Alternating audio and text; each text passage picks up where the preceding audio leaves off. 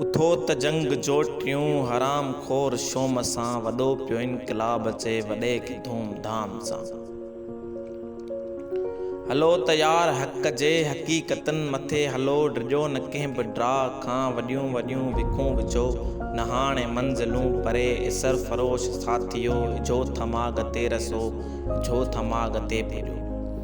इझो ही कोट कूड़ जा भॼी भुरी किरी पिया इझो ही ॾाढ ॾाढियां इझो ही ॾाढ जा हियां ॾकी ॾकी डरी पिया अव्हां जी हिम्मतनि अॻियां वॾा वॾा झुकी विया अव्हां खां जा बिरन संदा जिगर जली ॾकी पिया। उथो त जंग जोटियूं हराम खोर शोम सां वॾो पियो इनकलाब अचे वॾे खे धूम धाम सां।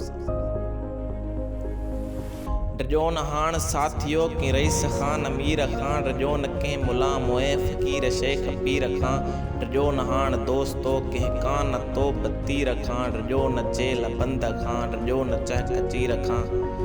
उथो ऐं शींहं थी उथो उथो ऐं शींहं थी उथो हक़ लाइ लड़ो लड़ो हक़ लाइ लड़ो लड़ो ऐं मुड़ुस थी विढ़ो विढ़ो अचे जो साम्हूं उन्हीअ खे साफ़ साफ़ सच चओ डिॼो न मुंहिंजा दोस्तो डिॼो न मुंहिंजा दोस्तो।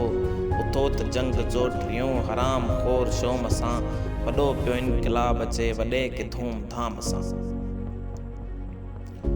कुठो आ क़ौम खे जनी उन्हनि खे लानतूं ॾियूं कुठो आ क़ौम खे जनी उन्हनि जे रत खे पियूं ग़दार क़ौम खे भला वरी साथ कीअं ॾियूं मरूं त मर्द थी मरूं जियूं त जंग थी जियूं। उथूं त शींहं थी उथूं हलूं त बस हलिया हलूं वधूं त वाह थी वधूं करे न को सघे झलूं ऐं ज़ालिमनि जे जिस्म तां छिके इलाह ॿियूं खलूं घणा ई ॾींहं उन्हनि कया असां सकूड़ अटकलूं।